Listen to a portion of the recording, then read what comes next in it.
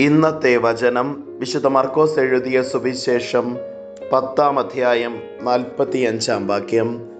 മനുഷ്യപുത്രൻ വന്നിരിക്കുന്നത് ശുശ്രൂഷിക്കപ്പെടാനല്ല, ശുശ്രൂഷിക്കാനും സ്വന്തം ജീവൻ അനേകർക്കു വേണ്ടി മോചനദ്രവ്യമായി നൽകുവാനുമത്രേ.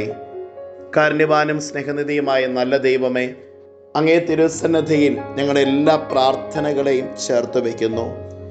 ഈശോനാഥ, ഞങ്ങളുടെ അനുദിന ജീവിതത്തിൽ ഞങ്ങളാൽ കഴിയും വിധം അപരന് ശുശ്രൂഷ ചെയ്യുവാനും പ്രതിഫലം ഇച്ഛിക്കാതെ സേവനം ചെയ്യുവാനും ഞങ്ങളെ അനുഗ്രഹിക്കണമേ.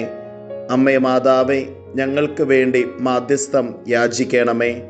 നമ്മുടെ കർത്താവ് ഈശോ മിശിഹായുടെ കൃപയും പിതാവായ ദൈവത്തിൻ്റെ സ്നേഹവും പരിശുദ്ധാത്മാവിൻ്റെ സഹവാസവും നാം എല്ലാവരോടും കൂടെ ഉണ്ടായിരിക്കട്ടെ, ഇപ്പോഴും എപ്പോഴും എന്നേക്കും. ആമേൻ.